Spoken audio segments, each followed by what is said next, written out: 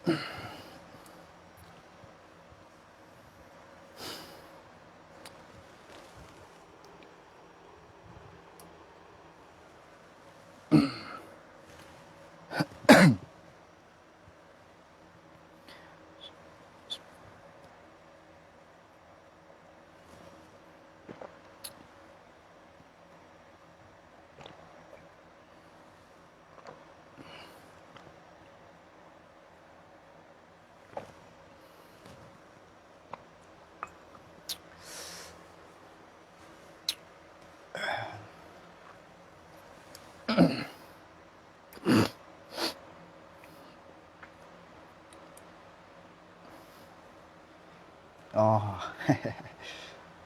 Bapi yang ada. Allah, tunggu jemaah surau sebentar.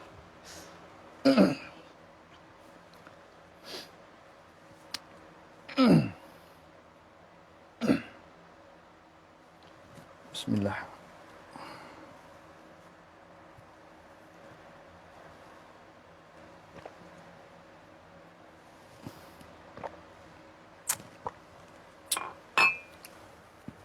Assalamualaikum. Boleh dengar deh suara saya deh?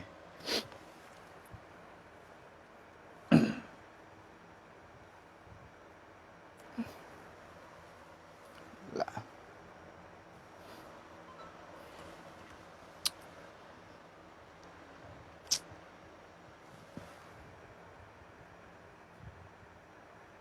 Up.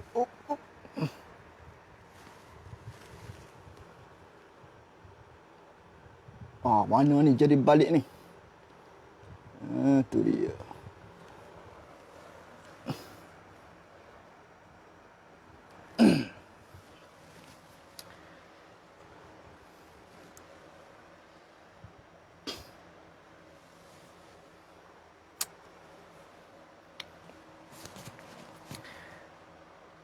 Assalamualaikum warahmatullahi wabarakatuh.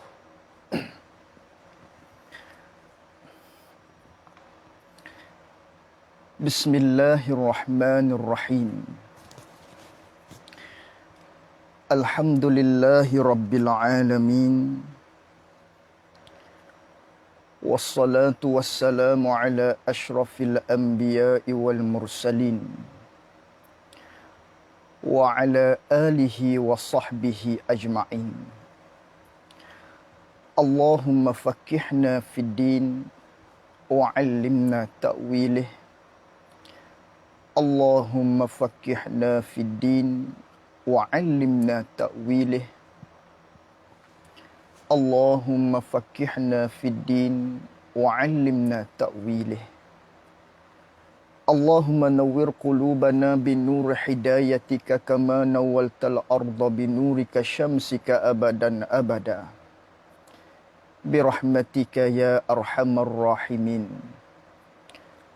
Rabbi shrah li sadri wa yassir li amri wahlul 'uqdatam min lisani yafqahu qawli. Allahumma salli wa sallim ala sayyidina wa maulana Muhammad. Assalamualaikum warahmatullahi wabarakatuh. Alhamdulillah.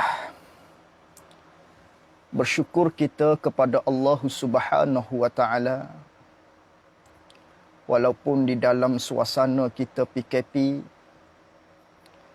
namun walau bagaimanapun, insya-Allah pada malam ini kita akan meneruskan lagi muzakarah kita menerusi kitab Faridatul Faraid bagi menyambung siri kuliah bulanan di Surau Haji Ismail Puncak Alam, di mana kita akan menyambung pada malam ini pada halaman kitab Jawi muka surat 17. Kita akan bincangkan pada malam ini berkaitan dengan beriman kepada Rasul, yang mana kita maklum sebagaimana pertemuan kita yang lepas, Nabi dan Rasul ini banyak. Wajib kita i'tiqad secara ijmal. Wajib kita berpegang di hati kita secara umumnya. Nabi-nabi, rasul-rasul ni bilangannya banyak. Walaupun terdapat di dalam hadis-hadis Nabi sallallahu alaihi wasallam yang menentukan dengan bilangan, yang mengatakan bahawasanya bilangan Nabi itu ialah 124,000, manakala bilangan Rasul itu ialah 313 pada satu riwayat. Ada juga riwayat yang mengatakan 315. Ada riwayat yang mengatakan 313. Ada juga riwayat yang menyebut dengan 315. Sungguh pun begitu, mengikut pandangan yang kuat, walaupun terdapat bilangan yang disebut oleh Nabi sallallahu alaihi wasallam, namun kita untuk berhati-hati tentang bilangan nabi-nabi dan rasul-rasul ini, wajib kita i'tiqad nabi-nabi, rasul-rasul ni secara umumnya ada banyak. Ada ramai. Ada ramai. Kalaulah kita tentukan dengan mengatakan nabi-nabi ni ada 124,000, bimbangnya, khawatirnya, takut lebih daripada tu. Ataupun bilangan Rasul ni kita i'tiqad hanya 313. Khawatirnya takut lebih daripada tu. Bermakna kita menafikan, kita tidak berkeyakinan terhadap Nabi yang lebih daripada bilangan yang kita i'tiqad tadi. Maka oleh yang demikian, agar maknanya kita tu berada di dalam situasi yang selamat, pegangan kita yang selamat, maka jumhur ulama, pendapat yang kuat mengatakan nabi-nabi, rasul-rasul ni ramai. Kita tidak tentukan dengan bilangan-bilangan yang tertentu. Maka dalam ramai-ramai bilangan nabi, dalam ramai-ramai bilangan rasul tadi, maka disebutnya di dalam Al-Quran 25 Rasul. Disebut nama di dalam Al-Quran. Maka 25 Rasul ini yang disebut namanya di dalam Al-Quran, yang ini wajib kita i'tiqad secara satu persatu. Dengan bahawa kita kena kenal namanya. Kita kena tahu. Walaupun kita tak hafal sekalipun, tapi kita kena tahu 25 Rasul yang disebut di dalam Al-Quran ini secara satu persatu. Maka 25 Rasul yang disebut di dalam Al-Quran telah kita bicara pada pertemuan yang lepas, bermula daripada Nabi Adam alaihissalam sehinggalah Nabi kita Muhammad sallallahu alaihi wasallam. Para penonton jemaah surau yang dirahmati oleh Allah Subhanahu wa taala. Maka pada malam ini kita nak sambung lagi daripada kalangan bilangan nabi-nabi, rasul-rasul yang mana disebutkan pada pertemuan yang lepas 25 rasul daripada Nabi Adam hinggalah Nabi kita Muhammad sallallahu alaihi wasallam.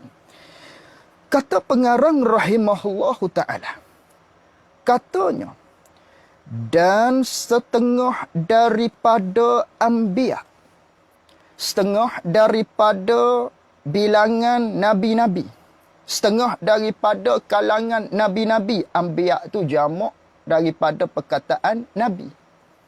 Nabi tu mufrad, jamaknya anbiya, menunjukkan ramai. Dan setengah daripada anbiya, yakni setengah daripada kalangan nabi-nabi, iaitulah pada qaul yang rajih, di sisi pendapat yang kuat daripada pendapatan ulama, di antaranya setengah daripada masuk juga daripada kalangan nabinya, ialah Sayyiduna Al-Khadir alaihi salam. Sayyidina Khadir. Nabi Khidir, Nabi Khadir. Maka Nabi Khadir ni nama dia Balia. Khadir ni gelaran dia. Kerana apa? Digelar dengan Khadir. Kerana kata ulama, manakala dia berjalan pada satu-satu tempat, pohon-pohon akan jadi hijau. Tumbuh-tumbuhan akan menjadi hijau. Maka digelar dia dengan Khadir. Jadi kisah tentang Nabi Khadir ni terdapat di dalam surah Al-Kahfi. Terdapat di dalam surah Al-Kahfi di mana Nabi Khadir dicari ataupun dipertemukan dengan Nabi Musa alaihi salam. Maka kisah dia panjang, kita boleh rujuk di dalam kitab Al-Quran, di dalam surah Al-Kahfi. Yang mana Nabi Khadir ni masih hidup. Sehingga terdapat viral yang mengatakan mitos bahawasanya Nabi Khadir ni masih hidup. Tak. Terdapat hadis Nabi SAW. Dapat riwayat-riwayat menyatakan bahawasanya Nabi Khadir ni masih hidup. Daripada asar-asar begitu juga. Bahawasanya Nabi Khadir ni masih lagi hidup. Yang mana Nabi yang masih hidup, yang berada di dunia ini, ialah Nabi Khadir alaihi salam. Begitu jugalah Nabi Ilyas alaihi salam. Yang ni masih hidup. Nabi Ilyas masih hidup. Sehingga kan Nabi SAW bertemu dengan Nabi Ilyas alaihi salam di dalam satu gua. Masih hidup lagi. Begitu jugalah dua lagi yang masih hidup daripada kalangan Nabi, namun berada di langit. Allah Ta'ala angkatnya berada di langit. Iaitulah Nabi Idris dan juga Nabi Isa alaihi salam. Yang mana Nabi Isa alaihi salam akan turun pada akhir zaman, akan membunuh Dajjal. Maka dua yang berada di langit, dua yang berada di bumi. Dua yang berada di langit iaitulah Nabi Idris alaihi salam dan juga Nabi Isa alaihi salam. Yang berada di bumi iaitulah Nabi Ilyas dan juga Nabi Khadir. Maka Nabi Khadir ni pandangan yang kuat menyatakan Khadir ialah Nabi. Sayyidina Khadir ni ialah Nabi. Maka muqabil yang muktamad, muqabil daripada perkataan ulama yang kuat tadi, qaul yang daif, mengatakan Khadir bukan daripada kalangan Nabi. Akan tetapi ianya ialah awliya, wali Allah. Setengah daripada wali daripada kalangan wali-wali Allah Subhanahu wa ta'ala. Itu berlaku khilaf di kalangan ulama nak menentukan tentang Sayyidina Khadir ini adakah Nabi ataupun tidak Nabi. Tidak ada seorang pun ulama yang mengatakan Khadir itu Rasul. Tapi dia tu Nabi. Maka hak mengatakan Nabi ini ialah pendapat ulama yang kuat. Sungguh pun begitu, ada pendapat ulama juga yang daif menyatakan Sayyidina Khadir ialah bukan daripada kalangan Nabi, akan tetapi ianya berdarjat awliya illahi ta'ala. Para penonton yang dirahmati oleh Allah Subhanahu wa ta'ala. Kata pengarang rahimahullahu ta'ala, dan setengah daripada anbiya, setengah daripada kalangan Nabi ini, pada qaul yang rajih, ialah Sayyiduna Khadir alaihi salam. Ini pendapat yang kuat. Dan tiada daripada mereka itu anbiya. Bukan daripada kalangan anbiya. Siapa bukan daripada kalangan anbiya? Iaitulah Luqman. Luqman ni, dia bukan Nabi. Luqman mana? Luqmanul Hakim. Yang kita gelar dengan Luqmanul Hakim. Yang diceritakan di dalam Al-Quran, bahkan ada nama, ada surah khas yang menceritakan tentang Luqmanul Hakim ini. Jadi, yang ada di dalam Al-Quran, yang disebut nama di dalam Al-Quran, ada kalanya kerana kehebatannya, kerana kesalehannya. Seperti Nabi-Nabi dan Rasul-Rasul. Ada juga yang disebut nama di dalam Al-Quran kerana terlampau jahatnya dia. Seperti Abu Lahab. Sehingga ada surah nah. Tabbat yada abi lahabin wa tab. Ini kerana sangat-sangat jahat. Jadi Luqmanul Hakim terdapat di dalam Al-Quran satu surah namanya surah Luqman. Maka Luqman ini disebut di dalam Al-Quran kerana kehebatannya, kerana kesalihannya. Pribadi Luqmanul Hakim ni orang yang sangat baik, terlampau baik, sangat soleh. Sehingga kan ada surah di dalam Al-Quran yang dinamakan dengan surah Luqman. Dan Luqman sendiri, dia tidak tahu akan dirakamkan kisahnya di dalam Al-Quran. Dia tidak tahu. Akan tetapi Allah Subhanahu wa taala memerhatikan kesalehan Luqmanul Hakim ini sehingga Allah Taala menceritakan kepada kita selaku umat Nabi Muhammad sallallahu alaihi wasallam tentang cerita Luqmanul Hakim. Siapakah Luqmanul Hakim? Luqmanul Hakim ni asalnya dia seorang pengembala kambing. Pengembala asalnya.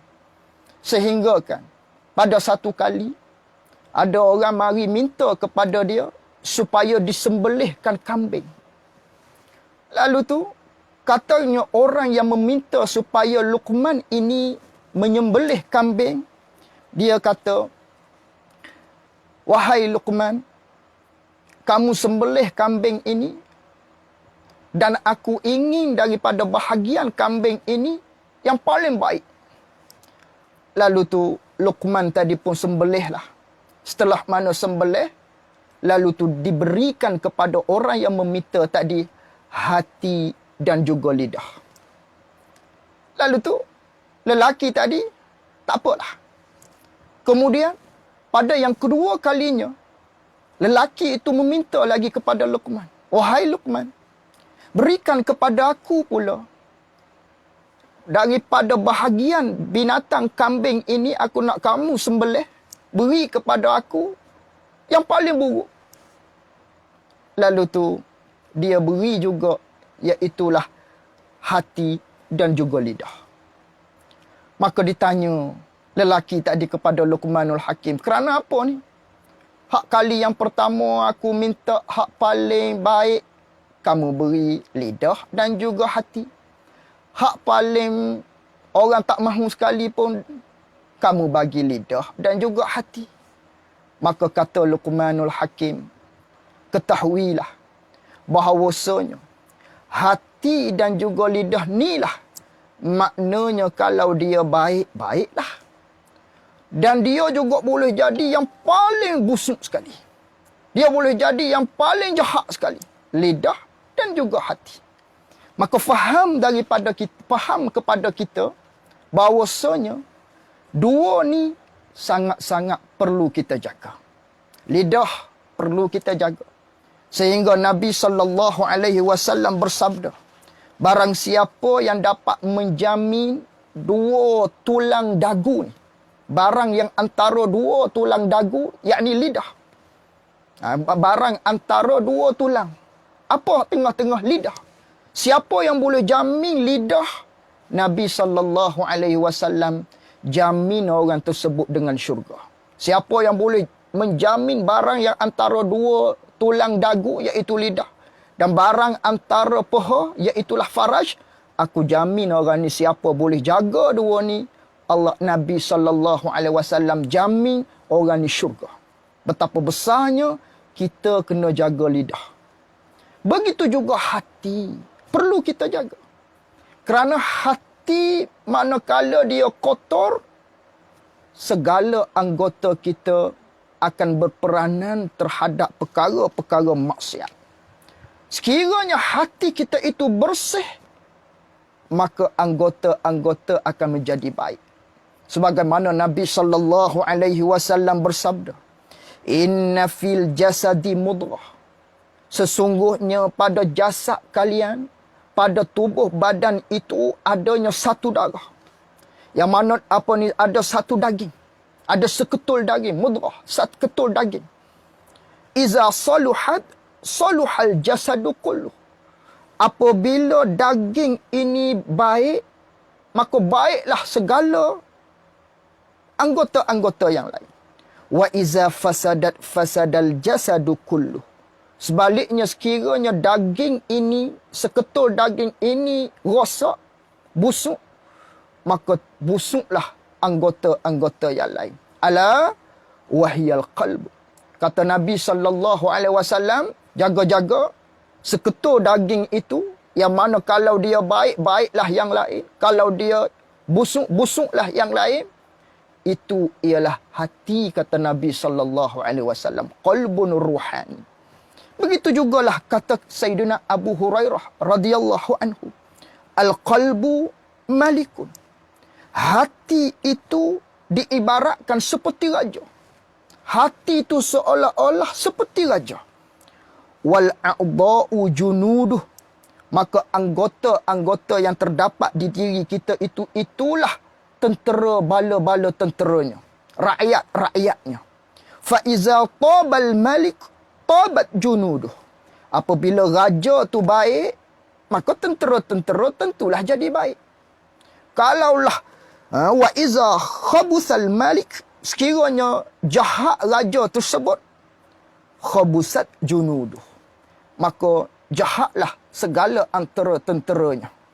Sebagaimana raja tadi, kalaulah pemimpin itu jahat, tentulah dia akan memerintahkan kepada bala tenteranya buat perkara-perkara yang jahat. Kalaulah pemimpin itu soleh, pemimpin itu yang baik, maka anggota-anggotanya ataupun tentera-tenteranya turut akan menjadi orang yang baik. Maka hati bandingnya seperti raja itulah. Dialah yang memimpin. Kalau hati kita bersih, maka anggota-anggota kita, mata kita tidak akan melihat perkara yang haram. Telinga kita tidak akan mendengar perkataan-perkataan yang haram. Lidah kita tidak akan bercakap perkataan-perkataan yang haram. Tangan kita tidak akan meraba benda-benda yang haram dan sebagainya. Kerana apa? Kerana hati kita itu baik. Kerana hati kita itu bersih.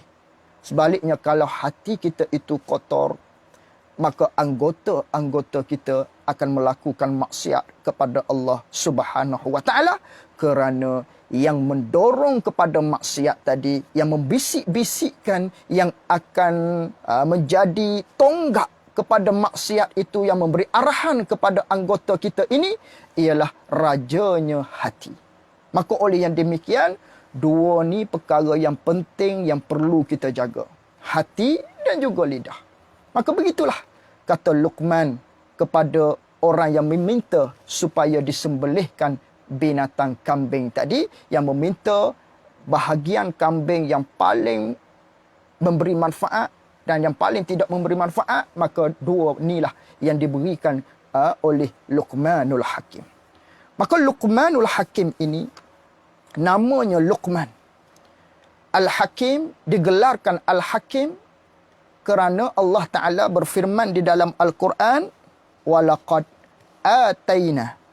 Apa ni walaqad atayna pula? Apa dalam surah Luqman tu? Walaqad atayna Luqmanal hikmah. Sesungguhnya aku berikan, kata Allah Ta'ala, kepada Luqman itu hikmah.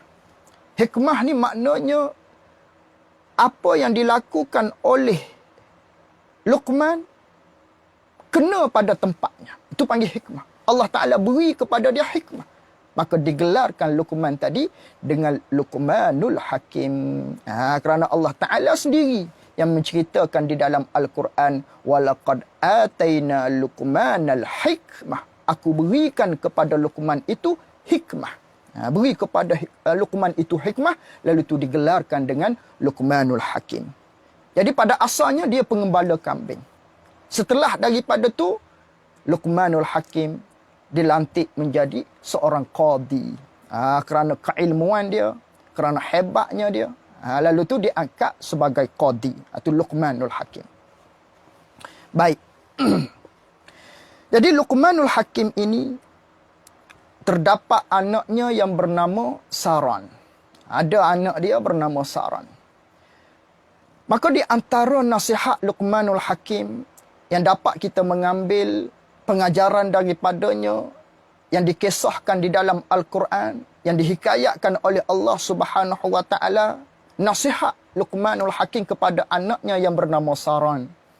Di antaranya Allah Taala berfirman, "Wa iz qala Luqmanu libnihi wa huwa ya'izuhu ya bunayya la tusyrik billah inna syirka la zulmun azim." Allah Taala menghikayatkan tentang nasihat Luqmanul Hakim kepada anaknya. Yang mana nasihat ni sangat wajar kepada kita sebagai seorang bapa untuk mengambil ibrah pengajaran daripadanya selaku kita ayah untuk mendidik anak kita. Yang mana dalam Al-Quran menceritakan bahawasanya Luqman senantiasa dia menasihati anaknya. Atau wahwa ya'izuhu. Ya'izuhu bermaksud senantiasa beri nasihat. Bukan sekali saja beri nasihat kepada anak. Beri arti kepada kita nak nasihat anak hanya sekali tak padan. Kena berkali-kali kita nasihat. Berkali-kali kita nasihat. Atau wahwa ya'izuhu. Maka Luqmanul Hakim ini dia nasihat anak dia berkali-kali. Berkali-kali dia tegur anak dia. Maka di antara tegurannya yang berkali-kali itu diceritakan di dalam Al-Quran, Allah Ta'ala menyebutkan, yang mana menyebutkan perkataan yang dikatakan oleh Luqmanul Hakim kepada anaknya Saran tadi. Apa nasihat dia? Nasihat Luqmanul Hakim kepada anaknya. Ya bunayya, hei anakku, hei anak kesayanganku, la tusyrik billah, inna syirka la zulmun azim. Wahai anakku, wahai anak kesayanganku, jangan sesekali kamu syirik kepada Allah. Jangan pernah kamu mensyirikkan Allah Subhanahu wa taala. Kerana apa? Inna syirka la zulmun azim. Kerana bahawasanya syirik itu ialah kezaliman yang sangat besar. Besarnya tak keluar dah daripada neraka Allah Subhanahu wa taala sekiranya seorang itu menyekutukan Allah Subhanahu wa taala. Maka pengajaran yang kita dapat ambil daripada nasihat Luqman ini kepada anaknya yang diceritakan oleh Allah di dalam surah Luqman tadi, untuk kita menasihati anak kita perlu senantiasa nasihat satu. Yang keduanya, etika kita sebagai bapa dalam nak menasihati anak kita itu mestilah dengan panggilan yang lembut. Dengan panggilan yang baik. Bukan dengan panggilan yang tidak elok. Bukan. Bukan dengan panggilan nada yang marah. Tidak. Tapi mesti tegur anak dengan panggilan yang sopan. Dengan panggilan yang lemah lembut. Sebagaimana Luqman nasihat pada anaknya dengan memanggil panggilan yang manja. Ya bunayya. Hei anak kesayanganku. Itu. Kerana apa ni? Supaya anak tersebut hatinya rapat dengan kita. Dia tidak liar dengan nasihat kita. Kerana itu perlu dengan panggilan yang manja. Ya bunayya, wahai anak kesayanganku, la tusyrik billah. Jangan sesekali kamu syirik kepada Allah. Itu nasihat. Nasihat ini menunjukkan kepada kita tertib perkara yang perlu kita terapkan kepada anak kita, iaitulah ketauhidan kepada Allah Subhanahu wa taala. Tengok bagaimana kisah Luqmanul Hakim yang menasihati anaknya. Yang pertama-tama sekali dia nasihat ialah jangan kamu menyengutukan Allah. Jangan sesekali kamu menyembah selain daripada Allah. Jangan sesekali kamu menduakan Allah. Dan di antara etika kita menasihati, kita kena bagi tahu kesan dia. Kerana apa jangan begini? Kerana apa kena buat begini? Kena bagi tahu kesan. Sebagaimana ayat yang dibicara tadi. Diberitahu oleh Luqmanul Hakim kepada anaknya, inna syirka la zulmun azim. Kerana syirik itu ialah kezaliman yang besar. Itu kesan dia. Akhirat masuk dalam neraka, tak keluar-keluar dah. Kalau kita menyekutukan Allah Subhanahu Wa Taala, itu kesan. Maka kita pun sama dalam mendidik anak.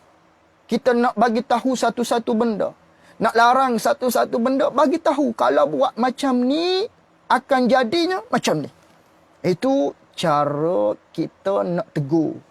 Cara kita nak menasihati supaya bernas nasihat kita tadi. Itu nasihat yang pertama. Kemudian Allah Ta'ala menyelitkan selepas daripada nasihat, maknanya Luqmanul Hakim tadi, Allah Ta'ala menyelitkan maknanya tentang perkara yang besar yang perlu kita lakukan, iaitulah berbakti, berbuat baik kepada ibu bapa. Itu bukan nasihat Luqman kepada anaknya. Akan tetapi ayat yang seterusnya ialah sampingan. Yang mana nak menceritakan besar. Setelah mana tauhid, lepas daripada tu mesti kena berbakti kepada kedua ibu bapa. Nak menceritakan besarnya bakti seorang anak kepada kedua ibu bapa tersebut. Itu Allah Ta'ala cerita dalam ayat Al-Quran di dalam surah Luqman tadi. Kemudian, lepas daripada ayat yang tersebut, nasihat Luqmanul Hakim kepada anaknya Saram, dia kata, ya bunayya, hei anakku, ini nasihat yang seterusnya kepada anaknya. Innaha in taku misqala habbatin min khardalin fatakun fi sakhratin aw fis samawati aw fil ardi ya'ti bihallah innallaha latifun khabir. Katanya Luqman kepada anak dia, hei anakku, sekiranya kamu melakukan satu perkara yang derhaka kepada Allah, yang mana kamu buat satu maksiat, kemudian perkara yang kamu buat maksiat ini, kamu sembunyikan dia. Kamu sembunyikan dia, bandingnya kamu ambil satu-satu benda, kamu sembunyi di bawah batu, orang tak boleh nak tahu. Ataupun kamu sembunyikan satu-satu perkara tadi, di mana-mana penjuru-penjuru bumi tak kira lah. Kamu sembunyi benda tu menyebabkan orang tak tahu apa yang kamu ambil. Maka dosa yang kamu buat, maksiat kepada Allah, walaupun kamu buat secara sembunyi, walaupun orang tidak tahu, ya'ti bihallah. Sesungguhnya Allah Ta'ala tahu. Sesungguhnya Allah Ta'ala mengambil kira. Allah Ta'ala akan hitung perkara tersebut. Walaupun manusia tidak tahu kamu melakukan kesalahan, tapi Allah Ta'ala tahu. Allah Ta'ala akan hitung apa yang kamu katakan, apa yang kamu lakukan tersebut. Innallaha latifun khabir. Allah Ta'ala tahu. Ini pesanan yang kedua. Pesanan Luqman kepada anaknya. Nak menceritakan kepada kita, setelah mana kita selaku ayah, ada anak, perlu kita terapkan kepada anak kita tentang elemen muraqabah. Apa tu muraqabah? Iaitulah anak tadi perlu kita didik dengan bahawasanya dia rasai di dalam hatinya Allah mengetahui segala-gala apa yang dilakukan. Allah Ta'ala mengawasi segala-gala tidak laku kita. Allah Ta'ala memerhatikan apa yang kita lakukan. Walaupun orang tak tahu perbuatan kita, tapi Allah Subhanahu Wa Ta'ala tahu. Maka inilah yang perlu kita didik anak kita. Umpamanya kita kata pada anak kita, wahai anakku, sesungguhnya Allah Ta'ala tahu tiap-tiap apa yang kita buat. Itu antara didikan kita yang perlu kita terapkan kepada anak kita.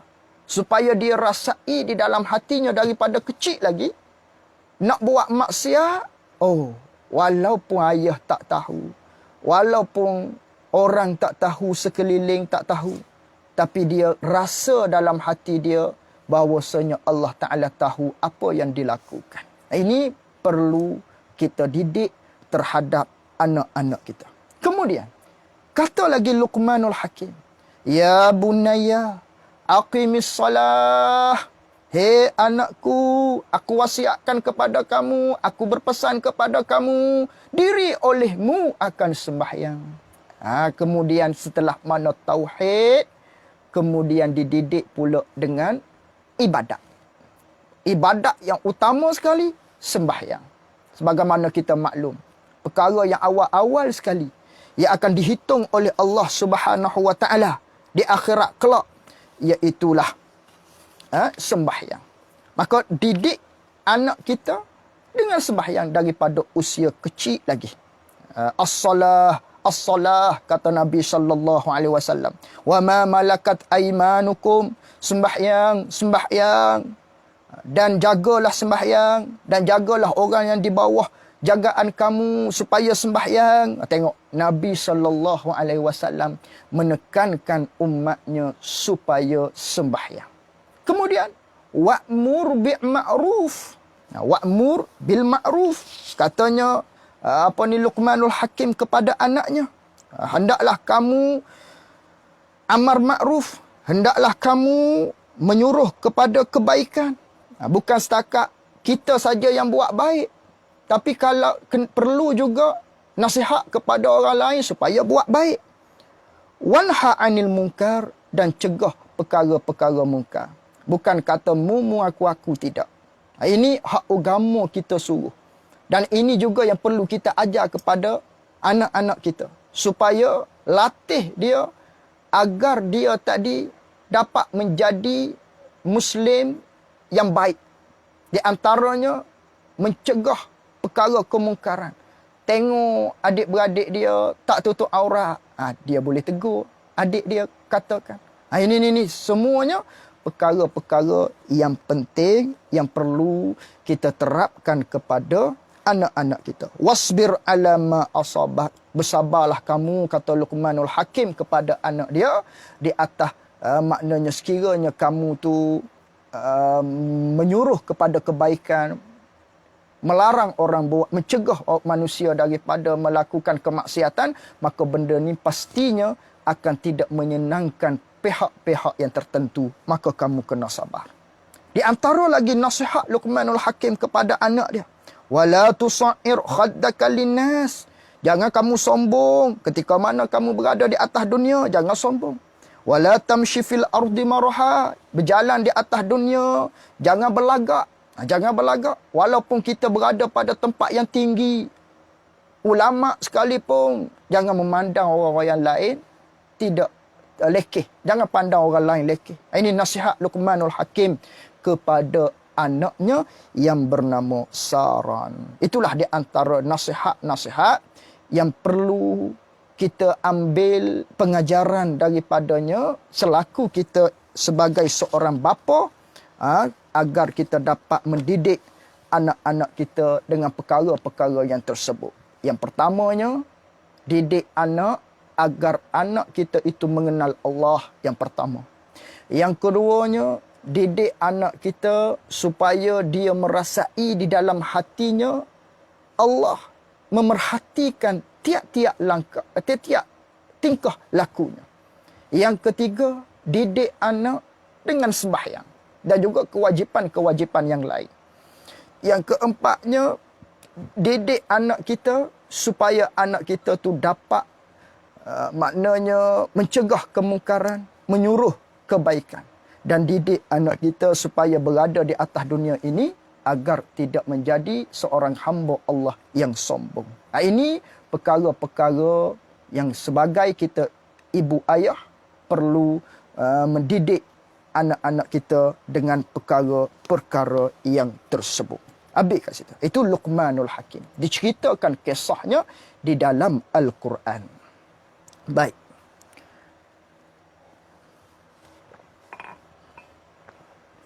Dan tiada daripada mereka itu daripada kalangan nabi-nabi itu ialah Luqman. Luqman bukan daripada kalangan nabi.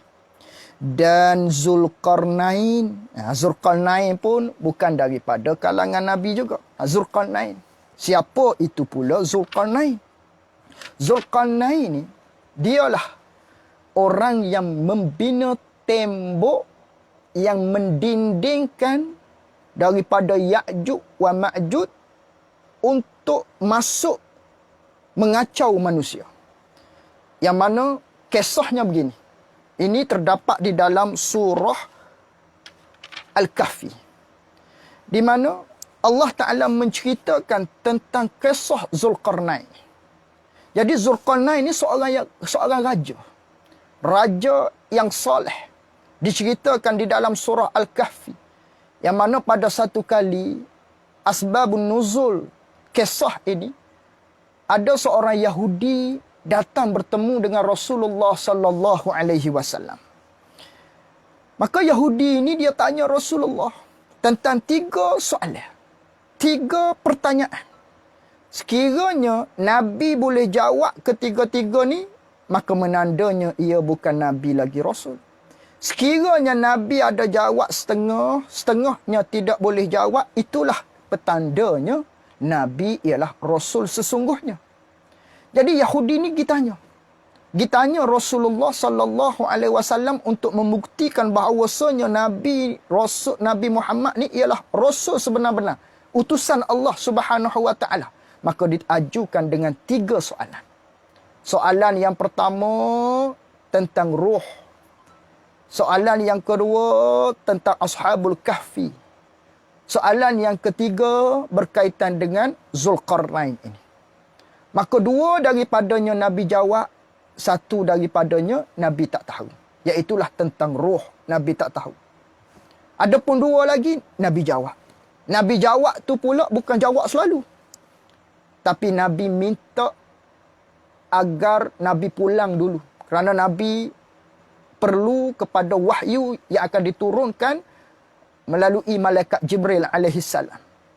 Maka di antaranya yang ditanya oleh Yahudi tadi iaitulah berkaitan dengan Zulkarnain. Maka dalam beberapa hari selepas daripada ditanya, malaikat Jibril mari cerita daripada Allah Subhanahu wa taala.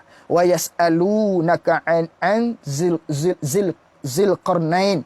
Akan ditanya oleh Yahudi kepada Nabi sallallahu alaihi wasallam tentang seorang manusia hamba Allah yang bernama Zulkarnain. Kemudian Allah Ta'ala cerita. Qul sa'atlu alaikum minhu zikra.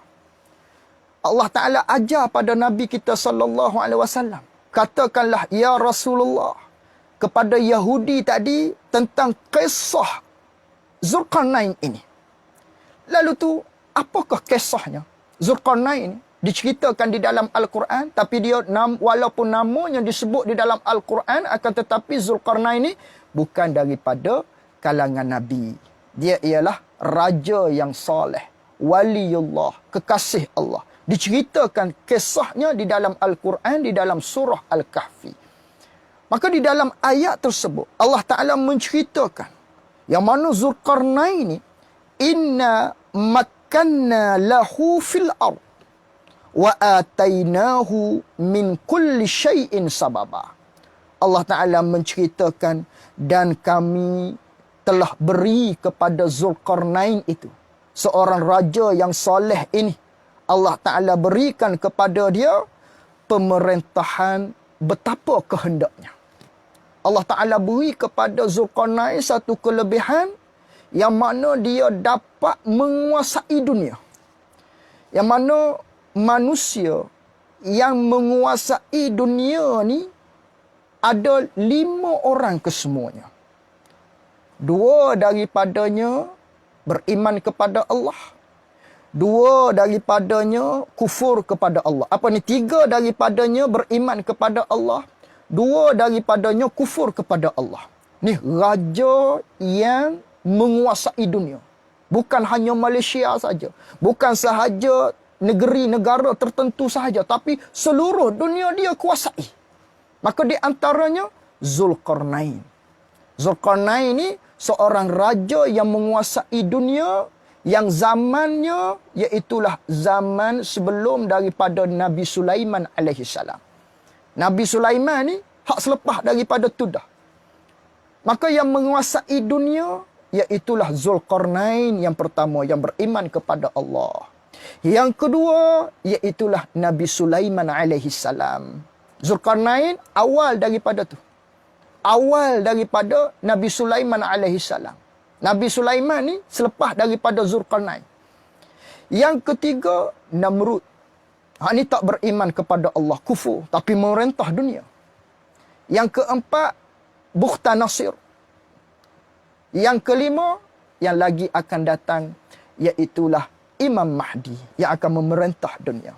Maka 3 daripadanya beriman kepada Allah, 2 daripadanya kufur kepada Allah Subhanahu wa taala. Ni Allah Taala beri kelebihan kepada Zulkarnain. Zulkarnain yang mempunyai 2 tanduk. Kerana apa dikatakan digelar dengan Zulkarnain? Digelar dengan panggilan Zulkarnain, nama dia Iskandar. Nama Zulkarnain ni Iskandar. Nama dia tu Iskandar. Bukan Zulkarnain. Zulkarnain ni ialah maknanya gelaran dia. Kerana apa? Kerana kata ulama, Zulkarnain ni kerana dia raja, dia ada mahkota. Maka mahkota dia ni seolah-olah ada seperti tanduk. Seolah-olah ada seperti tanduk. 2 tanduk di kepala dia. Iaitulah tanduk topi dia tu. Topi mahkota dia, raja tadi tu.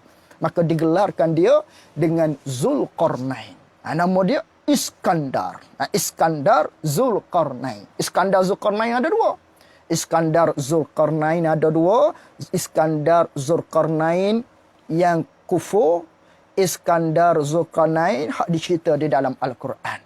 Iskandar Alexander Zulkarnain hak yang satu lagi tu raja juga. Tapi yang tu raja Rom. Hak ni kafir. Dia berperang hebatlah sejarahnya. Ini bukan yang kita maksudkan, bukan yang tu. Hak ni Iskandar Zulkarnain hak dicerita di dalam Al-Quran, seorang raja yang soleh. Yang mana Allah Ta'ala berikan kepada dia kehebatan, maknanya betapa kehendak yang dia nak buat, Allah Ta'ala akan beri izin kepadanya. Dia merentah dunia. Nak pergi ke mana-mana, boleh. Ini Iskandar Zulkarnain yang diceritakan di dalam Al-Quran. Maka oleh kerana Allah Ta'ala beri kelebihan kepada dia supaya dia menyampaikan dakwah, supaya dia menyampaikan seruan, supaya beriman kepada Allah. Allah Ta'ala beri kelebihan kepada dia, karamah kepada dia dengan bahawasanya apa yang dia nak pergi mana-mana mudah sahaja bagi dia. Allah Ta'ala izin kepada dia. Ini Iskandar Zulkarnain yang dimaksudkan di dalam Al-Quran. Maka Allah Ta'ala cerita di dalam Al-Quran, wa atainahu min kulli syai'in sababa. Allah Ta'ala beri kepada dia satu kuasa, maknanya dia nak pergi mana-mana, boleh. Boleh. Dan dia ada rakyat-rakyat yang ramai. Apa ni, tentera-tentera yang banyak, yang hebat-hebat. Ini Iskandar Zulkarnain yang dicerita di dalam Al-Quran. Lalu Allah Ta'ala menceritakan, fa'atba'a sababa hatta iza balagha maghribasy syamsi. Maka pada satu kali berjalanlah dia dalam menuju untuk di samping maknanya menyeru dakwah tadi. Dia pergilah sehinggalah pada satu tempat sehujung-hujung dunia pada sebelah maghrib. Pada sebelah matahari jatuh. Dia pergi sampai hujung dunia. Pada sebelah pihak matahari itu jatuh. Lalu tu didapatinya. Wajadaha taghrubu fi ainin hami'ah. Wa wajada indaha qauman. Maka apabila sampai pada tempat tersebut, matahari jatuh tu seolah-olah seperti sesuatu masuk di dalam telaga. Kerana di hujung dunia dah. Tak ada dah benda yang lain, matahari dah lepas daripada tu. Maka nampak seolah-olah seperti matahari itu masuk ke dalam telaga. Di penghujung dunia. Lalu tu di sana, katanya Allah Subhanahu Wa Taala, Iskandar Zulkarnain ini dapati ada satu kaum, ada satu puak, satu kelompok yang tidak beriman kepada Allah Subhanahu Wa Taala. Lalu tu menyerulah Zulkarnain tadi terhadap kelompok tersebut supaya beriman kepada Allah Subhanahu Wa Taala. Qulna ya Zulqarnain. Lalu tu Allah Ta'ala kata kepada Zulqarnain, Allah Ta'ala beri ilham kepada Zulqarnain, hey Zulqarnain, imma an tu'azziba wa imma an tattakhiza fihim husna. Hey Zulqarnain, aku beri kelepasan kepada kamu sama ada kaum ni yang kamu menyeru supaya beriman kepada Allah, maka di antaranya tak beriman kepada Allah, ada yang beriman kepada Allah, maka daripada kaum ini ikut kamulah. Sama ada yang kufur pada Allah Ta'ala ni, kamu nak bunuh ke ataupun kamu nak tawan dia. Allah Ta'ala beri kepada Zulqarnain untuk membuat keputusan. Kemudian qala amma man zalama fasawfa nu'azzibuhu summa yuraddu ila rabbih fayu'azzibuhu azaban nuqra. Lalu tu kata Zulqarnain, wahai kaum yang dia bertemu tadi, siapa-siapa yang syirik kepada Allah, aku akan bunuh. Dan manakala dia mati, dia akan bertemu pula dengan azab Allah Subhanahu wa taala di akhirat. Sebaliknya, wa amma man amana wa amila salihan falahu jazaa'anil husna. Barang siapa pula yang beriman kepada Allah, yang beramal soleh, maka baginya syurga dan kehidupan dunia yang senang. Maka dikatakan Zulqarnain kepada kaum tersebut begitu. Yang kafir dia bunuh, dan yang beriman kepada Allah maknanya mendapat kesenangan di akhirat dengan syurga. Kemudian summat atba'a sababan hatta idza balagha matla'i asy-syamsa. Kemudian Zulqarnain ini pula pergi daripada penghujung dunia pada sebelah matahari naik pula. Menujulah dia dengan bala-bala tenteranya. Tadi, tempat yang pertama dia pergi, iaitulah di penghujung dunia yang mana pada sebelah matahari jatuh.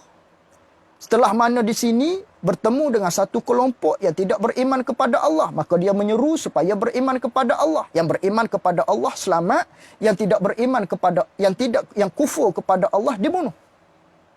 Kemudian setelah itu berpindah pula kepada pihak matahari naik pula. Berjalan dah dia. Maka sampailah pada satu tempat di penghujung, maknanya matahari terbit. Sampai di situ, wajadaha tatlu'u ala qaumil lam naj'al lahum min duniha sitra. Didapati pula oleh Zulqarnain dan bala tenteranya satu kelompok di sana, yang mana kelompok ini maknanya tidak berpakaian dan juga tidak mempunyai rumah. Ini kelompok yang kedua ni. Lalu tu kazalik, maka begitulah tindakan Zulqarnain tadi, sebagaimana yang tadi, siapa yang beriman kepada Allah akan selamat, yang tidak beriman kepada Allah, yang kufur kepada Allah akan dibunuh dan akan mati diseksa oleh Allah Ta'ala di akhirat kelak. Begitulah. Kemudian waqad ahatna bima ladaihi khubra. Kemudian Allah Ta'ala menceritakan telah kami liputi kepada Zulqarnain itu alat-alat perang dan juga bala-bala tentera yang ramai. Summa atba'a sababan hatta idza balagha baina saddain. Kemudian berjalan lagi Zulqarnain tadi dengan bala tenteranya dalam misi dakwah dia, kerana dia memerintah dunia. Berjalan. Di sini pula wajada min dunihima qauman la yakaduna yafqahuna qawla. Bertemu pula dengan kelompok yang ketiga hak peliknya, iaitulah bertemu dengan dua bukit, yang mana di bukit ini ada penghuni pada sebelah satu, dan pada sebelah satu lagi ada penghuni yang lain. Jadi manakala bertemunya Zulqarnain dengan dua bukit ini, yang mana di sebelah bukit sebelah sini ada penghuni, sebelah sana pun ada penghuni, bertemu dengan hak sebelah sini dulu. Hak sebelah utama dulu, hak sebelah mula-mula dia tempuhi ni. Maka di sini dia bertemu dengan satu kaum, satu kelompok yang tidak dia fahami perbicaraan, percakapan kaum tersebut. Tak faham, apa makna dia. Maka perlu kepada orang yang menterjemah. Lalu tu diterjemah. Katanya kaum yang ditemuinya, qalu ya Zulqarnain, inna Ya'juj wa Ma'juj mufsiduna fil ard. Katanya kaum ni, kaum bahasa dia pelik, tak difahami oleh Zulqarnain, perlu kepada penterjemah, barulah Zulqarnain dapat fahami.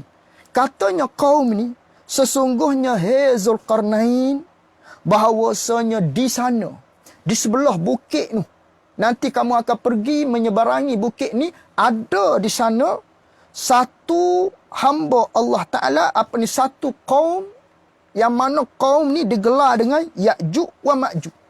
Yang mana dia ni sangat-sangat jahat, sangat-sangat zalim. Kaum Ya'juj wa Ma'juj yang ada di seberang sana. Lalu tu kaum yang baik ni, yang Zulqarnain bertemu ni, fahal naj'alu laka kharjan ala an taj'ala bainana wa bainahum saddah. Maka kami nak tawarkan kepada kamu, Zulqarnain, seorang raja, kami nak tawarkan kepada kamu, nak upah kamu supaya kamu dengan bala-bala tentera kamu ni buat satu dinding supaya mereka tak datang kepada pihak kami. Supaya mereka tak melakukan kezaliman terhadap puak-puak kami ni. Kerana jahat sangat puak-puak dia ni. Itulah Ya'juj wa Ma'juj. Lalu tu, kata Zulqarnain, ma makkanni fihi rabbi khaira. Kata Zulqarnain, baiklah, kalau macam tu, kita akan laksanakan dinding tersebut sebagai penghalang supaya mereka tak datang pada pihak kita, supaya mereka tidak memusnahkan maknanya orang-orang ramai. Baiklah, kita akan buat. Dan upahan kamu tu aku tak nak, kata Zulqarnain, kerana Allah Ta'ala beri kepada aku lebih baik daripada tu. Tak padan kalau kamu nak upah aku pun. Lalu tu fa'inuni biquwwatin aj'al bainakum wa bainahum radma. Maka kamu kena tolonglah aku untuk kita bina maknanya dinding tersebut. Maka dibinalah dinding tadi. Dibinalah dinding tersebut. Yang mana yang menyekat antara orang yang baik dengan yang jahat tadi, iaitulah Ya'juj wa Ma'juj. Maka dinding ni lah dibuat oleh Iskandar Zulqarnain yang diceritakan di dalam Al-Quran. Yang mana di saat sekarang ni Ya'juj wa Ma'juj ni dia sedang mengorek. Dia korek sampai dia letih. Dia pun pergi pada tempat dia berehat dan sebagainya. Allah Ta'ala mengembalikan, mengambus tempat yang dia korek tadi. Keesokan hari dia akan korek lagi. Korek. Penat. Bila penat, rehat pula. Allah Ta'ala mengembalikan balik dinding tadi yang dibuat oleh Zulqarnain tadi. Maka esok hari pula korek. Begitulah seterusnya. Sehinggalah pada satu hari kelak, iaitulah pada akhir zaman, setelah mana Nabi Isa AS turun, membunuh Dajjal. Setelah mana bunuh Dajjal, ni puak-puak Ya'juj wa Ma'juj ni, dia akan muncul. Dia akan memusnahkan benteng yang dibuat oleh Zulqarnain tadi. Oleh Iskandar Zulqarnain tadi. Maka benteng ini dibuat oleh siapa? Dibuat oleh seorang raja yang soleh yang digelar dengan Zulqarnain yang bernama Iskandar Zulqarnain.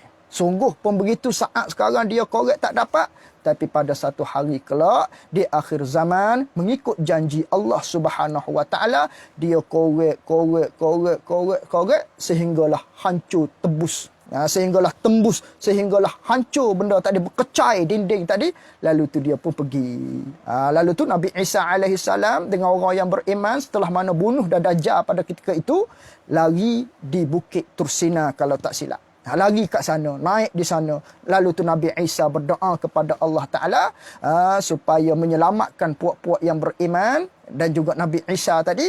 Lalu tu diturunkan bala oleh Allah Ta'ala satu penyakit yang mana jadi berulak tengkuk-tengkuk Ya'juj wa Ma'juj. Maka mati begitu saja. Mati begitu saja puak-puak Ya'juj wa Ma'juj ni. Tu yang akan timbul pada akhir zaman. Itulah sebagai pengenalan kepada kita berkaitan dengan Zulkarnain ini. Jadi Zulkarnain ini bukan daripada kalangan Nabi-Nabi. Sama seperti Luqman tadi. Dan Zulkarnain, iaitu Zulkarnain ini satu raja yang soleh. Dia tu raja yang soleh. Nama dia tadi ialah Iskandar. Dia ni daripada bangsa Himyar. Zulkarnain ini daripada bangsa Himyar. Dan bukannya ia Zulkarnain hak dikatakan raja yang soleh ni, bukanlah dia tu Iskandar Ar-Rumi. Iskandar Ar-Rumi yang kita katakan tadi, Zulkarnain ada dua orang yang terkenal. Zulkarnain ada dua orang. Dua-dua nama Iskandar. Cuma yang beriman Iskandar Zulkarnain yang diceritakan di dalam Al-Quran. Yang kedua, Alexander Zulkarnain, raja Roma, yang mana dia juga pemerintahannya hebat. Berperang menang. Tapi yang ni dia kufur kepada Allah Subhanahu wa taala. Iskandar Zulkarnain raja Roma ni, raja Rom ni, ni bukan maksud di sini. Hak ni kufur kepada Allah, tak masuk bot. Cuma takut kita tertukar. Kata Zulkarnain takut kita maksudkan yang tu. Bukan. Zulkarnain yang dimaksudkan di sini raja yang soleh yang dicerita di dalam Al-Quran yang melakukan yang bina benteng antara orang yang beriman dengan Ya'juj wa Ma'juj tadi. Yang mana Ya'juj wa Ma'juj tadi sedang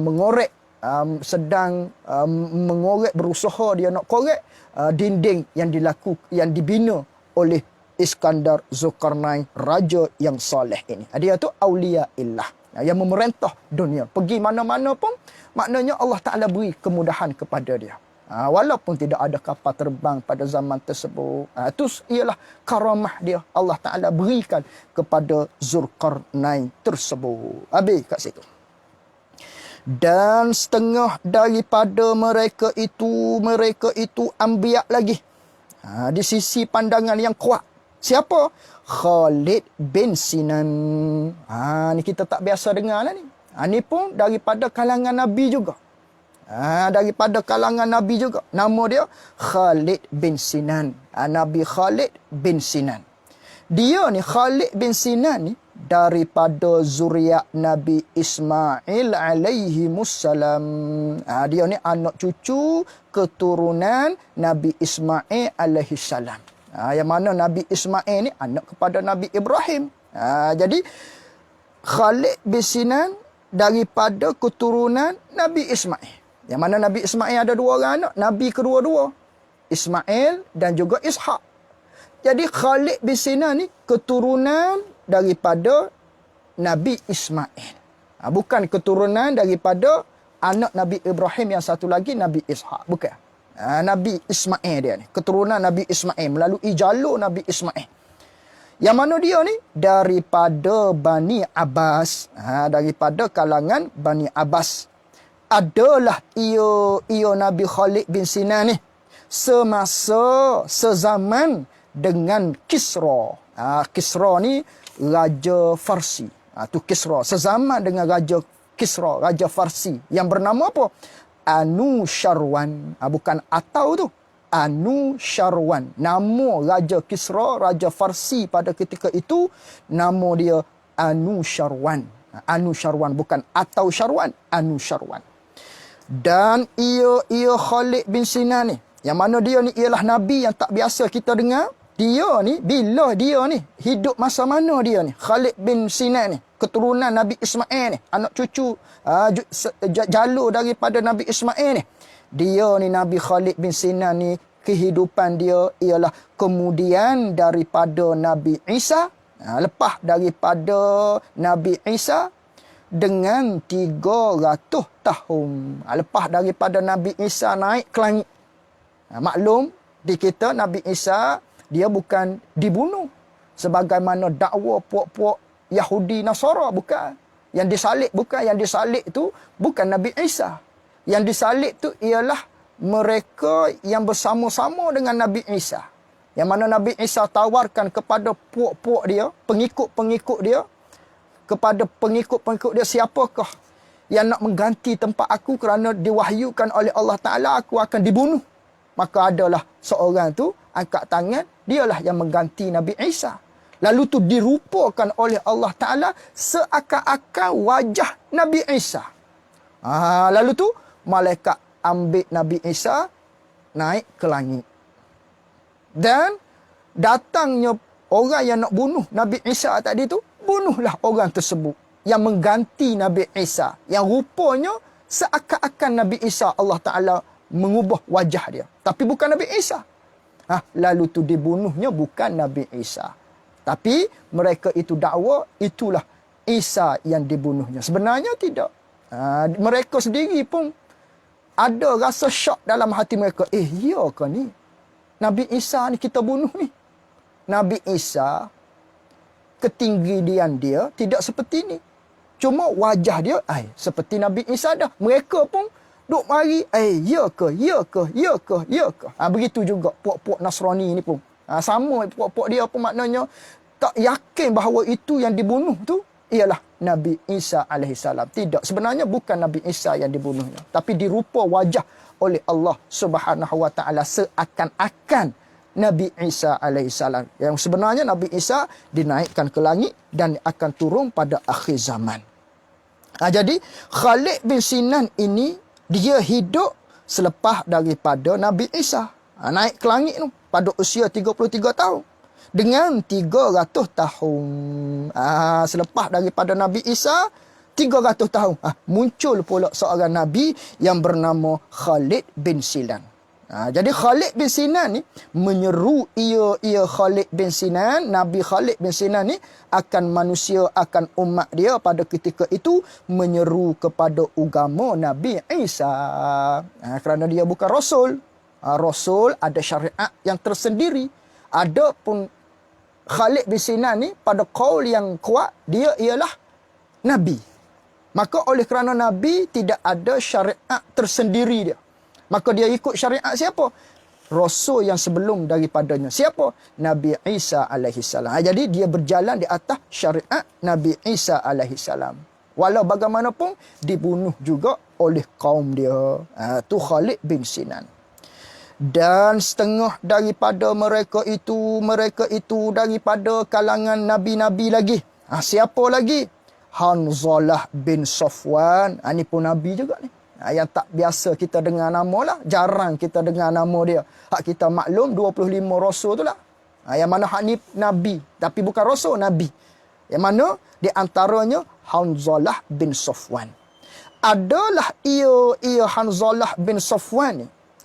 Hanzalah bin Safwan ni kemudian daripada Khalid, iaitulah Khalid bin Sinan tadi dengan 100 tahun. Jadi Nabi Isa diangkat ke langit. Bila Nabi Isa diangkat ke langit 300 tahun setelah daripada tu muncul pula dibangkitkan oleh Allah seorang Nabi yang bernama Khalid bin Sinan. Setelah mana Khalid bin Sinan ini dibunuh oleh kaum dia, 100 tahun selepas daripada tu muncul pula Nabi yang seterusnya dibangkitkan oleh Allah Ta'ala, iaitulah yang bernama Hanzalah bin Safwan. Jadi Hanzalah bin Safwan ni juga dan membunuh akan Hanzalah ni oleh kaumnya, kaum bagi Hanzalah. Dibunuh juga dia oleh kaum dia tersendiri juga. Dicampur di dalam telaga. Dicampur dalam telaga sehingga beberapa tahun meninggal dunia. Hanzalah bin Safwan ini yang mana kalau tak silap di negara Yaman. Di Yaman dia ni. Di Yaman. Kalau tak silap di Aden sebelah-sebelah sana lah. Nabi yang bernama Hanzalah bin Safwan. Lepas dia meninggal, barulah muncul pula setelah itu Nabi kita Muhammad sallallahu alaihi wasallam. Habis kat situ. Dan wajib i'tiqad bahawasanya nubuwah, artinya jadi nabi itu tiada dapat bagi seseorang dengan usaha. Wallahu a'lam wa ilmuhu wa atam. Jazakumullahu khairan jazak. Rasanya setakat itu dulu pertemuan kita pada malam ini. InsyaAllah kita akan bertemu lagi pada pertemuan kuliah Isyak secara online kita pada pertemuan-pertemuan yang akan datang. Terima kasih banyak-banyak kepada penonton-penonton, begitu juga kepada jemaah-jemaah daripada Surau Haji Ismail Puncak Alam. Terima kasih banyak-banyak pada sahabat-sahabat sekalian. Wabillahi taufik. Assalamualaikum warahmatullahi wabarakatuh.